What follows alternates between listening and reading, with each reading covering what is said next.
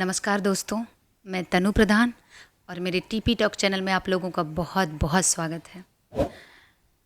ये एक कहानी भी बोल सकते हैं और एक मैसेज भी बोल सकते हैं हर एक कपल के लिए, हर एक वो लड़की के लिए, हर एक लड़के के लिए। ये ऐसी कहानी है कि एक लड़का और एक लड़की की शादी होती है और उस लड़की की शादी ज़बरदस्ती की जाती है क्योंकि वो जो लड़का है वो लड़की के मम्मी पापा को बहुत पसंद आता है। क्योंकि लड़का इतना पढ़ा लिखा तो नहीं रहता पर अच्छे घर का रहता है और ये है कि वो बहुत कहते हैं ना कि संस्कार जिसके भरे पड़े हों वो वैसा संस्कार का रहता है। वो सबकी इज्जत करता है, सबका ख्याल रखता है, इस टाइप में लड़का रहता है। तो लड़की के मम्मी पापा को वो लड़का बहुत पसंद आता है और लड़की कहती है कि मुझे नहीं करना इसके साथ शादी, मैं ये डिजर्व ही नहीं करती, मैं पढ़ी लिखी लड़की हूँ, मुझे बहुत अच्छा लड़का मिल जाएगा। तो मम्मी पापा कहते हैं नहीं, तुमको इसी से शादी करनी है। वो कर लेती है, अपने मम्मी पापा की वजह से शादी कर लेती है।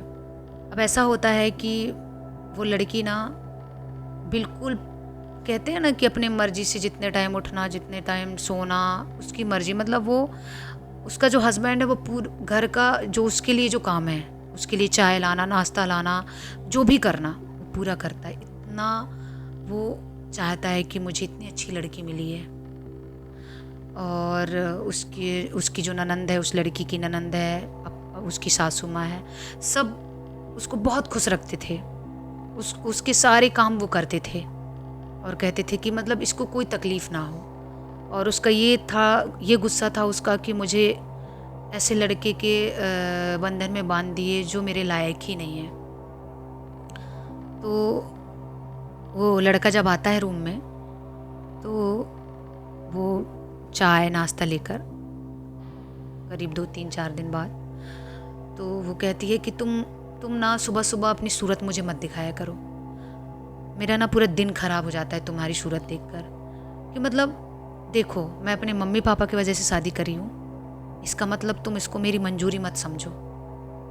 मैं तुम्हें रत्ती भर भी पसंद नहीं करती। और ये जो हमारा चल रहा है ना रिश्ता, ये एक दिखावे का रिश्ता चल रहा है बस अपने मम्मी पापा के लिए। कि अगर मैं अगर उस समय मना कर दी थी, जो भी होता, तो मेरे मम्मी पापा को दुख होता, इसलिए मैंने कर लिया तुमसे शादी। तुम मेरे लायक ही नहीं हो।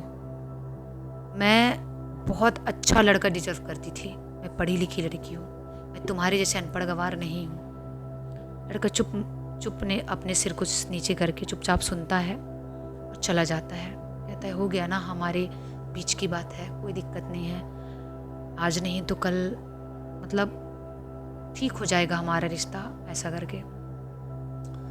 1 महीने बाद लड़की कहती है कि मुझे घर जाना है, मायका में बहुत टाइम हो गई।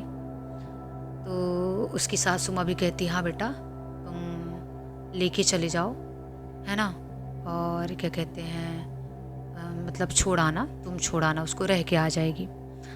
तो लड़का कहता है हाँ माँ ठीक है। तो लड़की हाथ पकड़ के अंदर लेके चली जाती है रूम के और कहती है देखो, मैं वापस आने के लिए नहीं जा रही हूँ, याद रखना, मैं तुमको बता के जा रही हूँ, तुम्हारा और मेरा रिश्ता ख़त्म। मैं जाती ही तुम्हारे पास तलाक का पेपर पहुँचा दूँगी, मुझे नहीं रहना अब तुम्हारे साथ। क्योंकि अगर हमारा रिश्ता आगे बढ़ना होता तो मेरा माइंड है वो चेंज हो गया होता अब तक। तो मुझे नहीं रहना है तुम्हारे साथ, मुझे अब तुमसे अलग होना है। मैं जाने के बाद मम्मी पापा को समझा दूँगी धीरे धीरे, उसके बाद मुझे तुमसे तलाक चाहिए, ऐसा करके। तो जब उसके बाहर आए वो लोग रूम से, उसके सासू माँ कहती है कि बेटा तुम जाओ ना, छोड़ के आ जाओ। तो वो कहता है कि नहीं माँ, वो प्रिया बोल रही है, लड़की का प्रिया नाम है, प्रिया बोल रही है कि मैं चली जाऊँगी।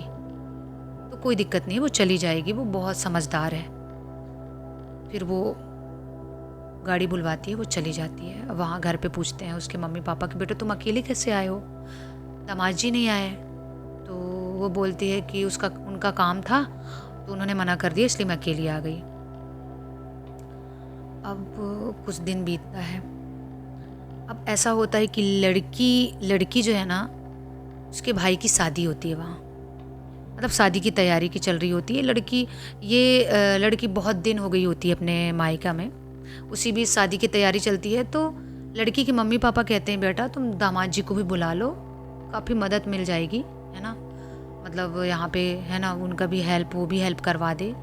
क्या कहते हैं, उनके साले साहब की शादी है। तो कहती है नहीं मेरे को नहीं बुलाना, और बुलाओ भी मत ना, मेरे को पसंद नहीं है वो इंसान। आप लोगों के चलते मैंने शादी कर ली है तो कर लिया, पर मुझे अब वो पसंद नहीं है, इसलिए मत बुलाओ। तो वो लोग चुप हो जाते हैं। फिर भी अब दामाद है, वो अंदर चली जाती है ऐसा बोल के। फिर भी इन्होंने कॉल किया और बोले कि बेटा ऐसा ऐसा है। तो वो लड़का अपना रिश्ता निभाने के लिए, क्योंकि उसके साले साहब की शादी थी, वो आ गया और आया, और वो अपने वाइफ के लिए काफ़ी मतलब चीज़ें लेकर आया, क्योंकि शादी का माहौल था। तो कपड़े, ज्वेलरी, हर कुछ लेकर आया। अब ऐसा हुआ कि जैसे वो अपने सहेलियों के साथ थी उसकी वाइफ, और उसने जैसे नज़र पड़ी उसकी, तो बोलती है तुम कैसे, तुम यहाँ कैसे। तो वो बोलता है कि पापा जी ने मुझे बुलाया तो मैं शादी अटेंड करने आया हूँ, फिर मैं चला जाऊँगा। तो लड़की बोलती है ठीक है, तुम शादी कंप्लीट होने के बाद दूसरे दिन चले जाना। हाँ ठीक है। उसने क्या कहते हैं, वो जो ड्रेस आप ज्वेलरी लेकर आया उसने दे दिया। तो उसकी सहेलियाँ थी वहाँ बाजू में, तो वो लोग सब लोग तुरंत खोल के देखने लगे, कहते हैं वाह, मतलब इतना प्यारा ड्रेस, वाह, मतलब खुश हो गए कि यार प्रिया तुझसे तेरे हस्बैंड कितना प्यार करते हैं। मतलब उनको पता है तुझे ब्लू कलर पसंद है, उन्होंने ब्लू कलर का तेरे लिए इतनी अच्छी साड़ी लेकर आए, मतलब तेरे हस्बैंड तुझसे बहुत प्यार करते हैं यार, ऐसा करके।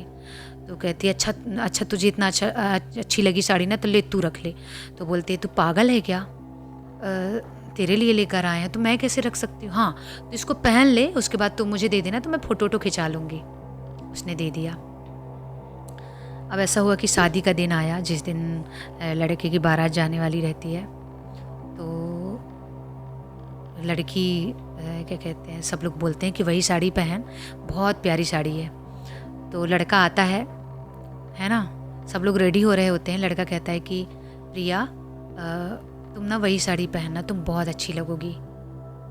तो वो मतलब उसने कैसे बोल दिया, वो तो वैसे ही पसंद नहीं करती थी। वो आग हो गई, तुम्हारी हिम्मत कैसी हुई, तुम्हारी औकात नहीं है मुझे ये बोलने की कि मैं कि कौन सी साड़ी पहनूं, कौन सी नहीं पहनूं। मैंने बोल दिया था तुमको कि मैं तुमको तलाक देने वाली हूँ। उसके बाद फिर तुम ज़बरदस्ती का के मेरे सिर पे तांडव करने लगे, है ना। और तुम मुझ पे हक जताने की कोशिश मत करो, तुम मेरे कुछ नहीं लगते, तुम अनपढ़ गंवार, तुम मेरे लायक ही नहीं।